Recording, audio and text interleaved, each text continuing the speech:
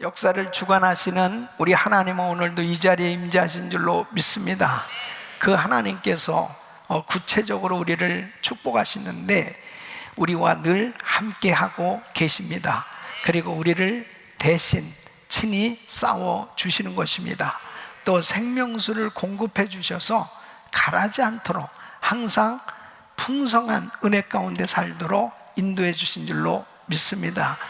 그 주님께서 이스라엘 백성들과 언약을 맺으시고 항상 이 언약 관계 가운데서 역사하시는 것처럼 우리도 예수 그리스도 안에서 언약된 백성으로 이 놀라운 축복이 그대로 이루어지는 줄로 믿습니다.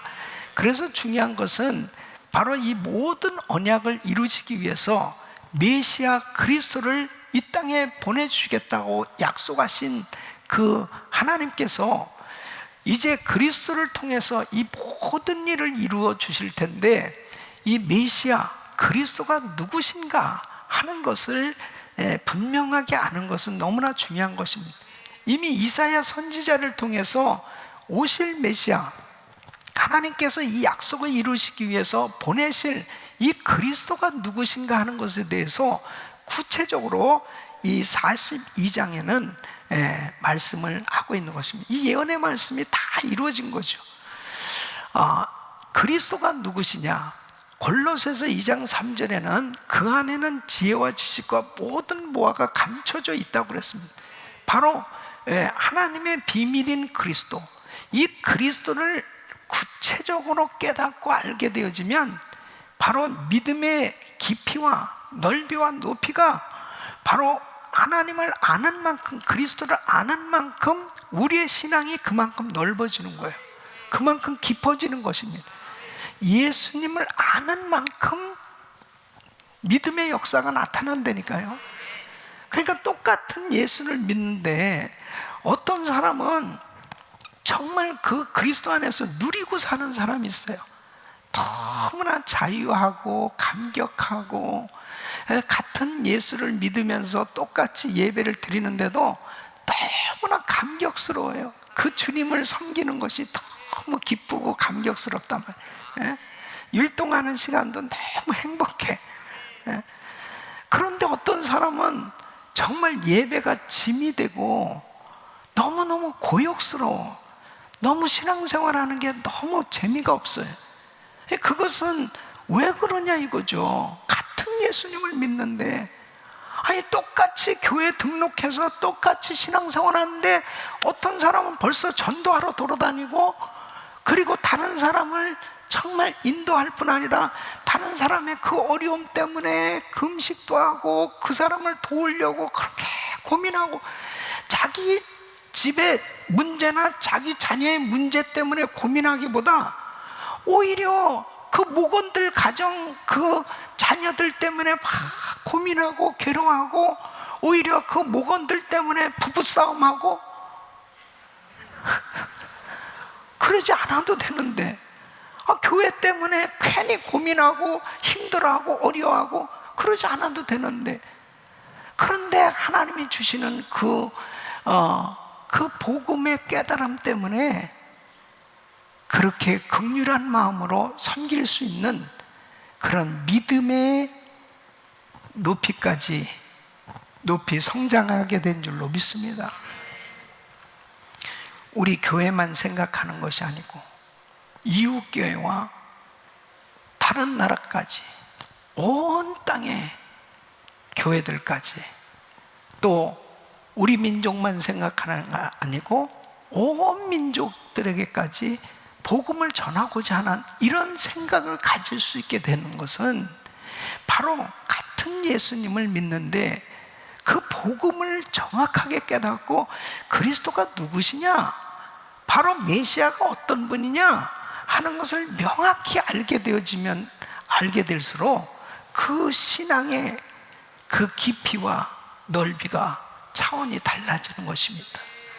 그러니까 갈렙은 똑같이 하나님의 음성을 듣고 애굽에서 나왔는데 어떻게 끝까지 가나안 땅에 들어가서 헤브론 산지를 내게 달라고 내가 나이 지금 85세지만은 내가 그때나 지금이나 출입하기에 또 싸우기에 부족함이 없다고, 그러면서 영적으로나 이 체력적으로나 모든 면에서 참 어떻게 그렇게 하나님 앞에 자기 관리를 잘할 수 있었을까?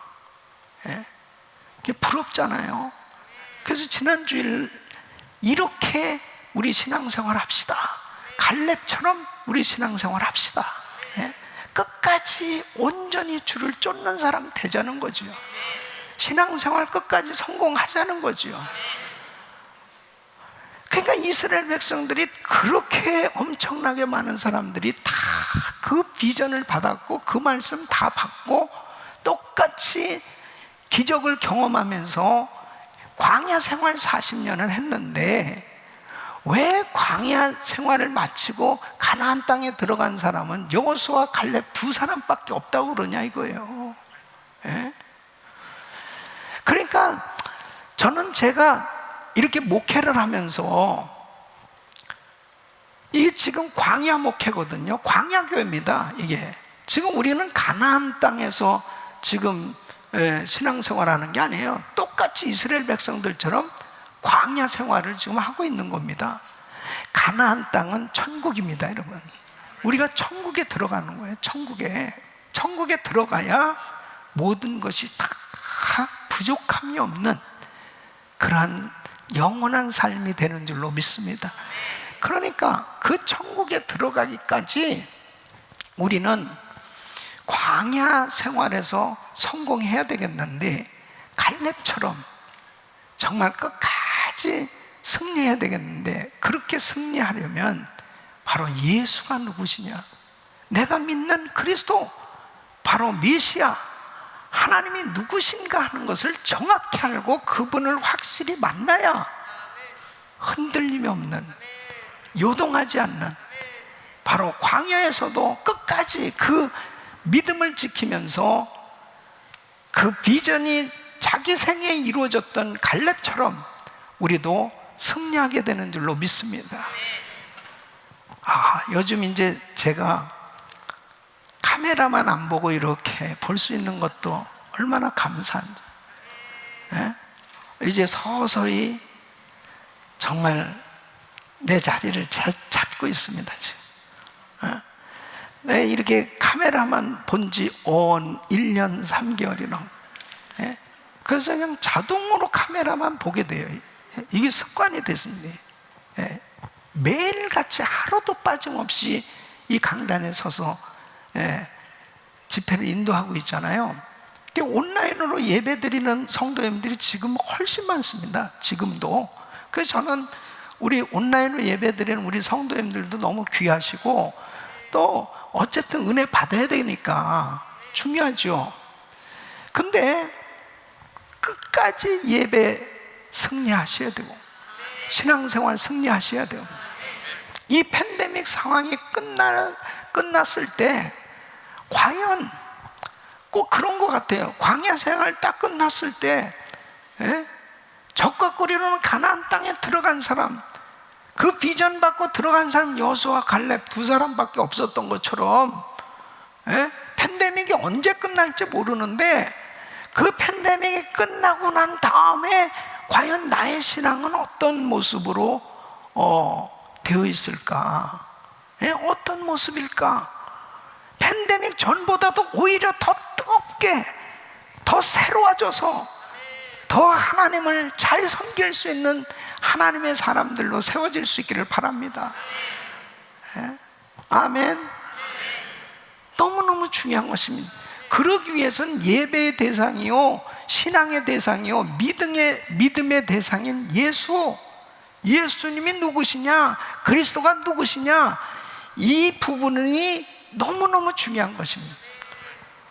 그냥 예수를 나는 나름대로 잘 믿는다고 생각을 하는데, 결국은 열매로 나타나는 거 아니겠습니까? 열매로 그들을 알리라 그랬거든요. 그럼 내가 교회를 그렇게 오래 다니고 신앙생활 그렇게 오래 했어도 예수가 누구신지 아냐 이거예요. 그러면은 뭘로 보여주느냐? 열매로 보이라는 거예요. 하나님은 열매로 나타나기 때문에 그렇다는 거예요.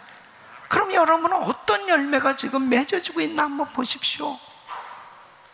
바로 그 주님을 정확하게 이해하는 것이 참 중요한 거죠.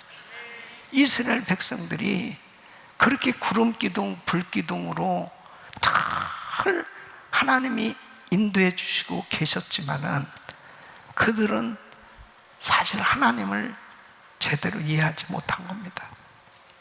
그래서 망한 거예요. 여러분, 정말 우리가 확실히 깨달아야 되는 것은 복음입니다. 확실히 알아야 되는 건 복음입니다.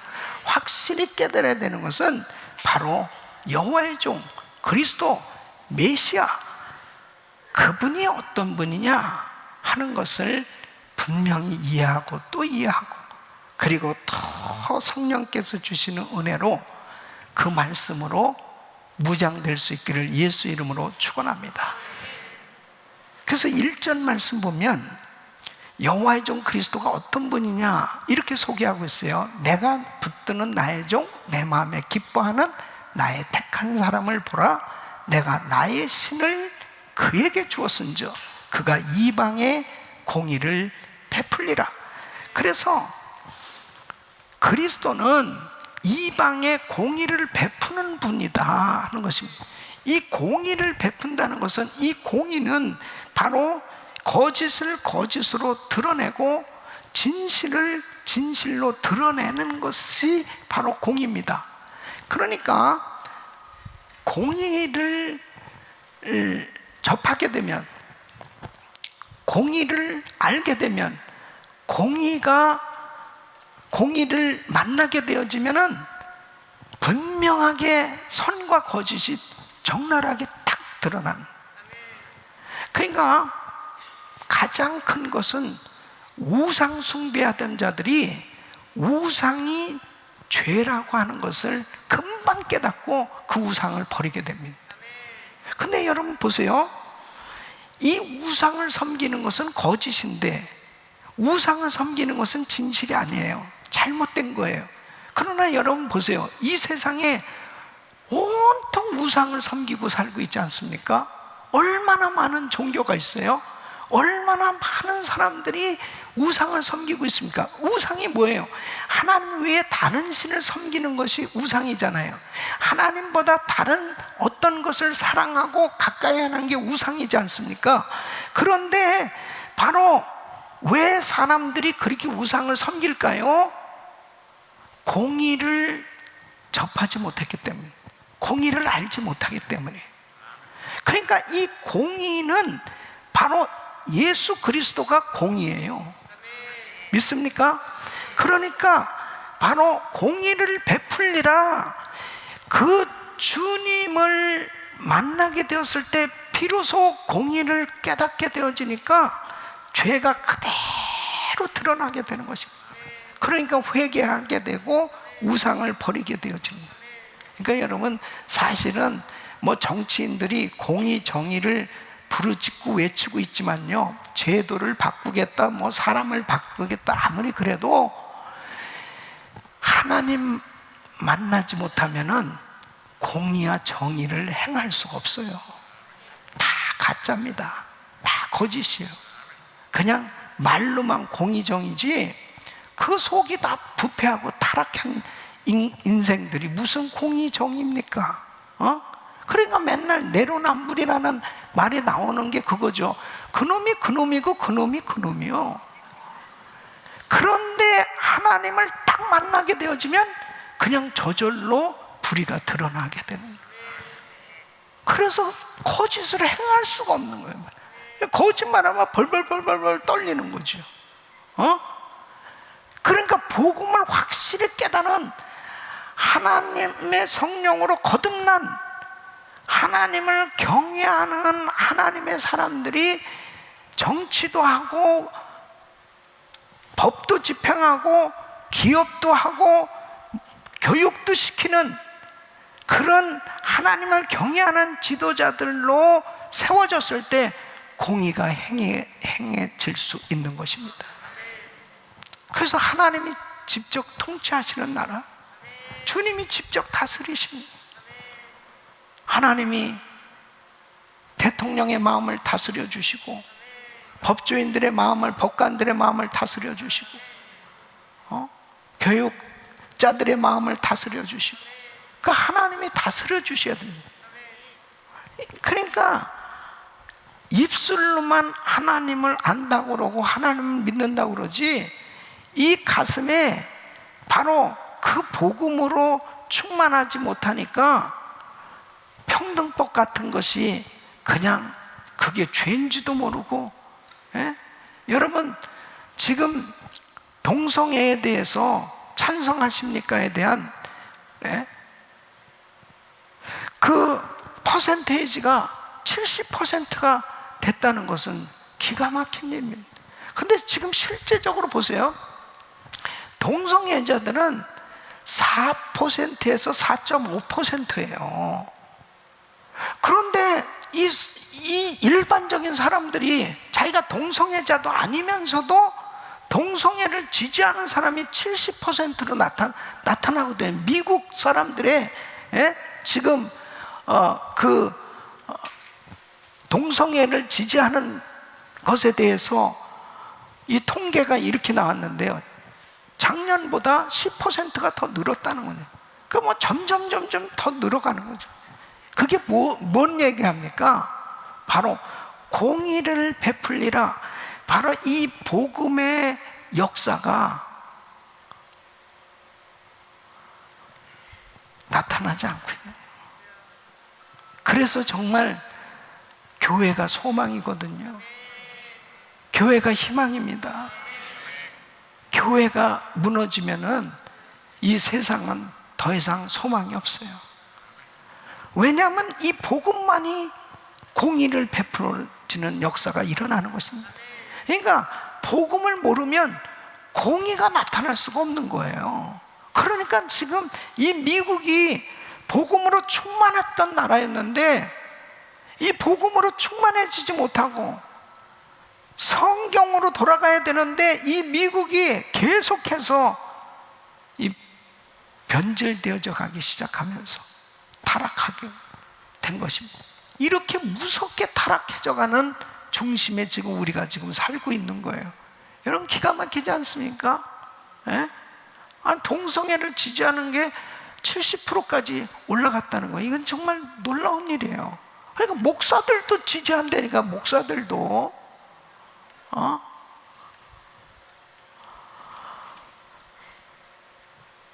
예수님을 모르는 겁니다. 정말 이것은 뭘 가리켜서 되는 게 아니고요, 복음을 확실히 깨닫게 되면 그냥 악이라는 사실이 드러난다니까요. 여러분 그렇지 않아요? 우리 성도님들 어떻습니까? 이게 무슨 정치적인 발언이냐고요. 아니 성도님들은 어떻게 생각하시냐고요. 이게 지금 성경에는 남자와 여자를 창조하셨고 가정은 남자와 여자의 결합이고, 그리고 남자와 남자, 여자가 서로 부끄러운 관계를 할 때 하나님께서 무섭게 책망을 하셨다고요. 그건 분명히 죄라고. 그러면 왜 창세기부터 요한계시까지 하나님이 그렇게 말씀을 하셨는데 믿지 않는 사람은 그렇다 하더라도 왜 목사들까지 그 모양이냐고. 그러니까 온통 어떻게 된 거예요 이게. 세상이 어떻게 돌아가고 있는 겁니까? 복음을 알게 되면 메시아는 이방에 공의를 베푸시는 분, 그 공의를 접하게 되어지면 거짓은 드러나게 되는 것입니다. 저절로 분별이 되는 거예요. 그래서 저는 우리 자녀들이 진짜 어려서부터 복음을 확실히 깨달을 수 있도록, 그냥 어려서부터 아주 그냥 확실하게 성령으로 거듭나도록 이렇게 교육시켜야 됩니다. 다른 방법 없어요. 다른 방법 없습니다. 그냥 창세기부터 요한께서 성경 많이 읽히고 그냥 성령 쭉만 받게 하고 복음이 뭐 예수님이 누구신지 정확하게 깨닫게 가르쳐주고, 그리고 성령 충만 받게 하고, 기도하는 사람 만들어서 그냥 주님의 통치를 받는 믿음의 신실한 자녀가 되어지면 저절로 세상을 분별하게 된다니까요. 예, 저절로. 그래서 저는 사실 이 크리스천 스쿨이 너무 중요하고, 그리고 뭐 좋은 대학 가는 것도 중요하고 다, 좋은 대학 가고 다 해야죠. 근데 대학 가기 전에 애들을 확실히 아주 그냥 선교사로 만들어서 대학에 보내자 이거죠. 선교사로 만들어가지고 하버드도 보내고 예일도 보내고 스탠포드도 보내고, 좋은 대학에 가서 그 대학을 완전히 복음화시키는 이런 사역을 할 수 있는, 이 마지막 때 영적 군사로 무장시켜야 되겠다. 그래서 우리 교육부가 너무나 중요한 것입니다. 아이들이 어떻게 하면은 복음을 깨닫게 할까?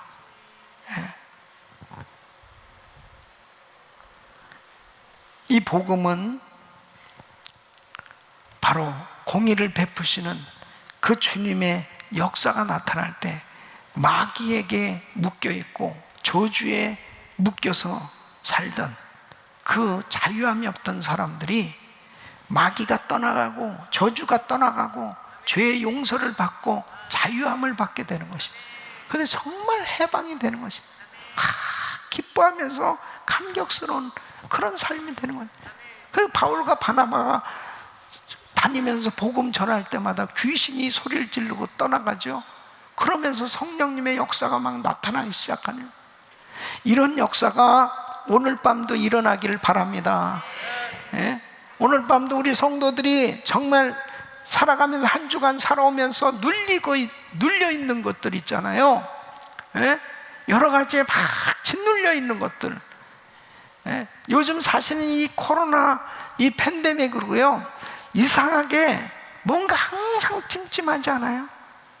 찜찜해. 뭔가 이렇게 좀 개운하지를 못한, 여러분들 지금까지도 이렇게 마스크를 쓰고서 이렇게 되는 거예요. 눈만 이렇게 저를 보고 있으니까 진짜 어떤 모습일까? 마스크를 확 벗겨보고 싶은 거예요. 너무 그냥 답답해요. 어떤 때는 뭐 안타가, 이렇게라도 뭐 교회 나올 수 있게 된 건 너무 고맙고 참 감사하고 그러죠. 근데 이 바이러스가 이렇게 무서운 거 아니겠습니까?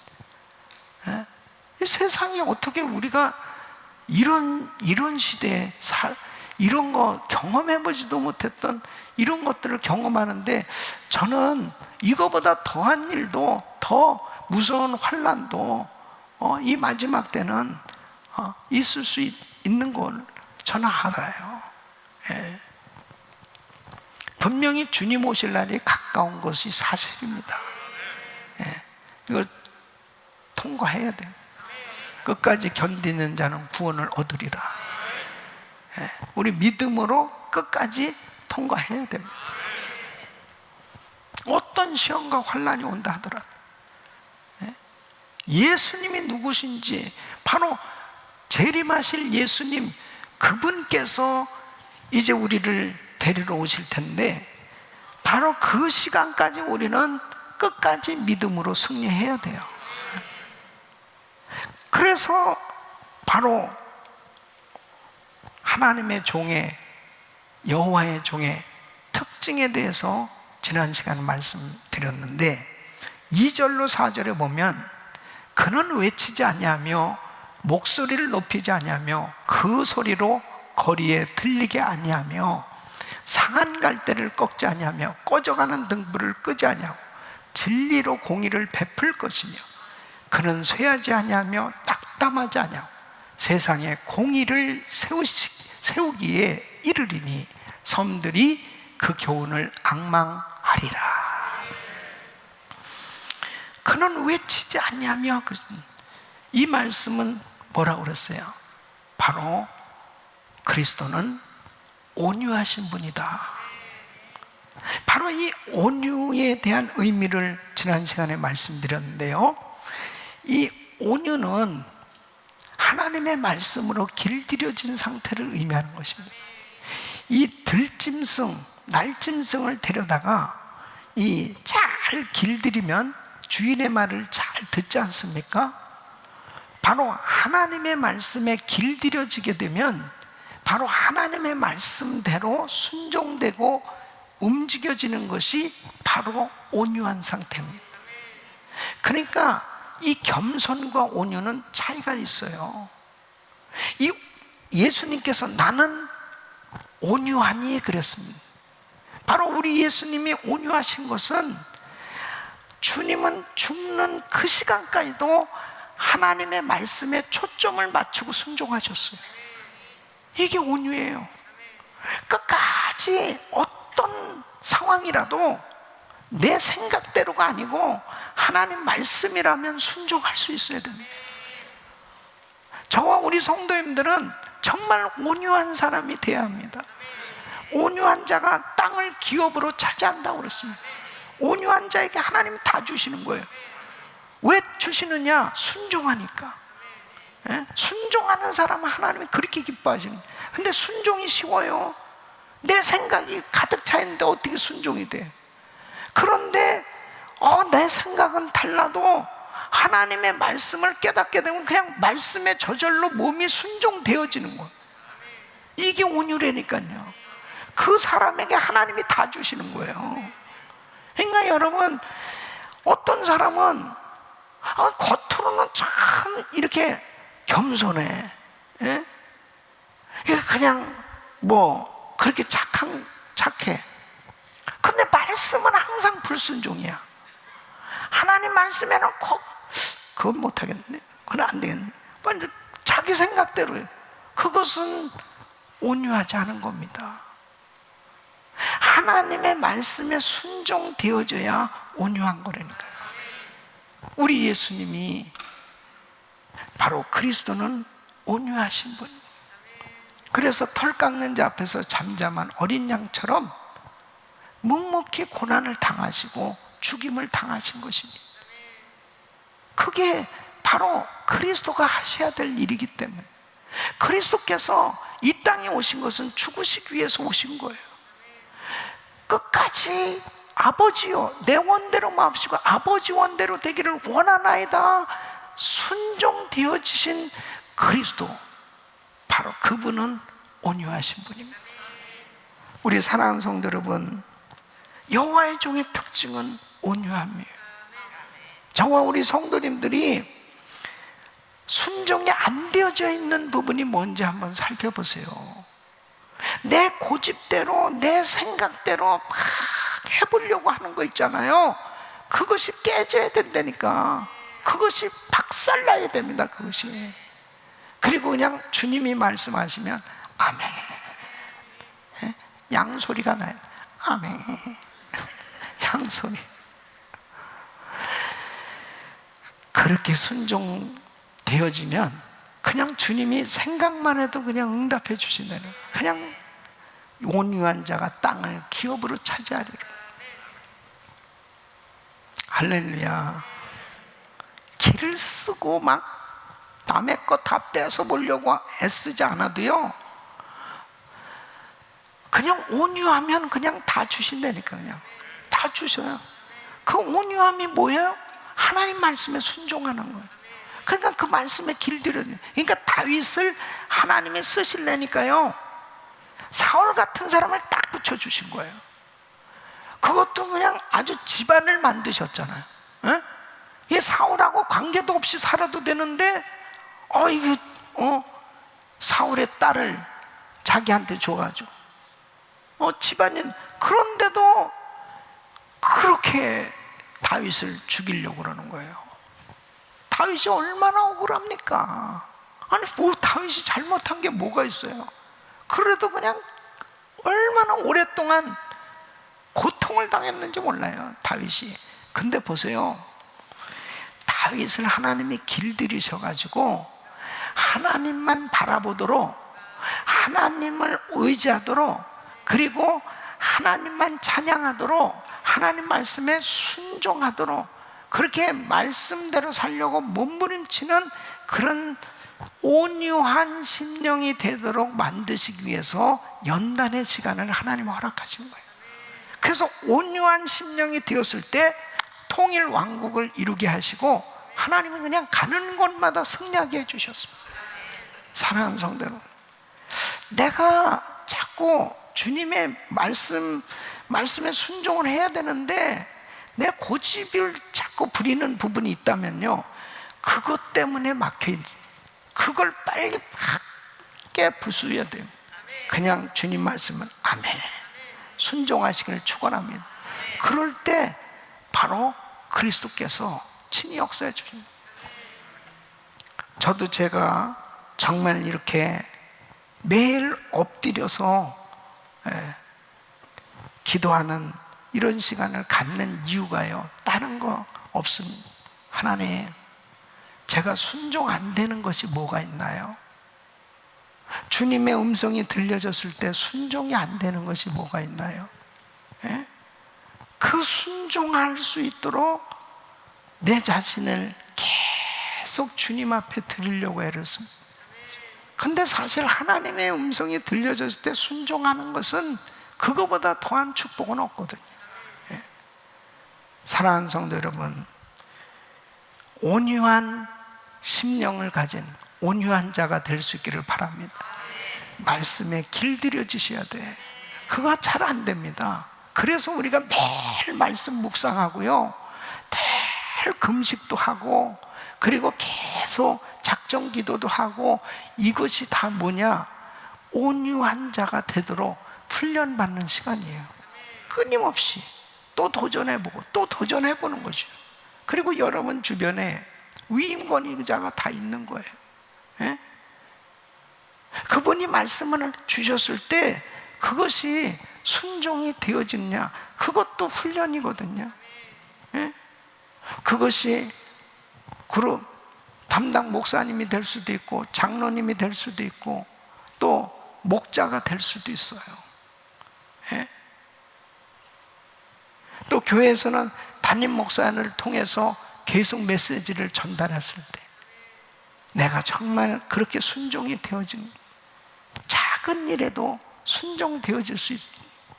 그것이 크고 작은 일을 통해서 계속 하나님이 나를 훈련시키십니다. 그 어느 순간이 되면은 진짜 말씀에 길들여지기만 하면 그냥 순종이 되어지는 거죠. 그때까지 가야 돼. 그것까지. 누굴 미워하고 싫어하는 그런 부분이 있잖아요. 그때 분별이 딱 되어집니다. 그 분별이 되어졌을 때 용서하라, 화목하라. 그러면 용서하고 화목해야지. 예? 나는 정말 싫지만, 예? 용서하고 화목하라면 용서하고 화목하고. 그러나 분명히 악에 대해서 불의야 타협하라는 거 아닙니다. 불의만큼은 미워하고 물리쳐야 돼요. 그러나 바로 나의 형제에 대해서는 절대로 여러분 항상 사랑하고 용서하고 화목하고 하나 되어질 수 있기를 바랍니다. 상한 갈대를 꺾지 아니하신다고. 상한 갈대를 꺾지 아니하시는 하나님, 바로 그리스도는 상한 갈대를 꺾지 아니하십니다. 상한 갈대는 그냥 아무짝에도 쓸모없는, 이용 가치가 없는, 폐기 처분해버릴, 버려도 별로 소용이 없는 그런 상태가 바로 상한 갈대입니다. 근데 그리스도는 그 상한 갈대를 꺾지 아니하신다. 상한 갈대가 바로 우리들이에요. 육체적으로, 정신적으로, 영적으로 모든 면에서 때로는 절망적이고 비관적이고, 그리고 사망에 이르는 그런 상황에 빠질 수밖에 없는 나약한 존재들입니다. 얼마나 우리는 지금 코로나 팬데믹 가운데 이런 일들을 경험하고 있지 않습니까? 너무 경험하고 있으시잖아요. 우리는 아무것도 아니에요. 예. 너무너무 큰 교훈을 우리가 사실 받고 있지 않습니까? 그런데 우리 주님은 상한 갈대를 꺾지 아니하신다니까요. 우리가 가장 힘들어하고 어려워하고 고통스러워하고 있을 때 주님은 우리를 붙들어 주시고 감싸 주시고 고쳐 주시고 회복시켜 주신 줄로 믿습니다. 바로 상한 갈대를 꺾지 아니하시는 그 그리스도 앞으로 나와야 회복될 수가 있는 거죠. 예. 등불을 끄지 아니하고 꺼져가는 등불을 끄지 않아. 막 꺼져가고 있어요. 심지가 깜빡거리고 있어요. 그 등불을 훅 꺼버리지 아니하신다는 것입니다. 정말 깜빡깜빡거리다가 아무도 돌보지 않는 시들어진 생명을 가진 그런 상태에 있을 때 누구도 내 문제를 해결해 줄 수 없어요. 누구도 나의 이 고통스러운 아픔을 알지 못하고 있어요. 막 꺼져가는 이런 상황 가운데 메시아 그리스도는 외면하지 아니하시고 다시 빛을 비출 수 있도록 회복시켜 주시는 분이십니다. 그래서 그리스도 앞으로 나와야 되는 거예요. 절망적일수록 그리스도 앞에 나와야 돼요. 정말 고통스러울수록 그리스도 앞으로 나와야 됩니다. 상한 갈대 같은 여러분, 꺼져가는 등불 같은 여러분, 바로 우리는 그리스도만이 소망인 것입니다. 바로 그리스도만이 길이에요. 그리스도만이 진리예요. 바로 그분을 만날 때 다시 회복될 수 있습니다. 사람 의지하지 마세요. 사람에게서 위로받으려고 하지 마세요. 사람에게서 뭔가 해결 보려고 하지 마세요. 예수 안에 해답이 있습니다. 꺼져가는 등불을 끄지 아니하시고 상한 갈대를 꺾지 아니하시는 그 예수님, 그분만이 내 문제를 해결해 주실 수 있는 분이에요. 공의를 베푸시는 그 하나님, 그분이 정말 역사해 주실 때 진정한 회복이 일어나는 줄로 믿습니다. 여러분, 한국 섬마을 선교의 큰 열매를 맺으신 분이 계세요. 문중경 전도사님이신데, 이분이 주님을 만나고 난 다음에 이분도 참 너무너무 처음에 인생이 딱한 인생이에요. 시집을 갔는데 그냥 얼마 살지도 못하고 남편이 그냥 집을 나가버렸어요. 그래가지고 그냥 시부모를 무려 20년이나 남편이 없이 그냥 모신 거예요. 그리고 이제 그 시아버지 세상 떠나고 난 다음에 시댁에 있을 이유가 없는 거예요. 그래서 이제 목포로 나와가지고 그 큰 오빠 집인가 거기에 가서 이렇게 지내는 동안 거기서 이제 복음을 접하게 된 거죠. 복음을 깨닫고 나니까 그 전까지는 우리 한국 사람들은 동방 예의지국이잖아요. 그러니까 이렇게 지금 시대하고는 뭐 너무나 차이가 있는 얘기니까 이해가 안 되는 때지만 이때는요, 1930년대 이때는 그냥 이렇게 살았던 거예요. 사실 우리 할머니, 할아버지 뭐 그런 세대들이 다 그렇게 살았던 거예요. 이게 얼마나 불행한 겁니까? 남편도 없이 자식도 없이, 그러니까 그냥 그렇게 살았던 거죠. 그러다가 그렇게 사는 것이 예의를 지키는 거고 그게 며느리로서 그냥 당연히 해야 될 일이라고 그렇게 생각하고 살던 그런 시대. 그런데 복음을 깨닫게 된 거예요. 전도 부인을 통해서 전도를 받은 거예요. 은혜를 받고 나니까요, 이 복음이 확실히 들어오니까 모든 잘못된 이 우상, 그리고 잘못된 모든 것들이 그냥 다 분별이 되지 않습니다. 와, 예수님을 만나고 난 다음에 이분은 전도를 하러 돌았는데 1년에 이 고무신 9켤레를 바꿀 정도로, 그러니까 얼마나 다닌 겁니까? 샅샅이 전도를 하러 그렇게 다니면서 이제 성경학교를 졸업하고 전도사가 된 거예요. 그래서 1932년 4월에 임작교회에 파송돼서 이 전라남도 신안군 지역을 순회하면서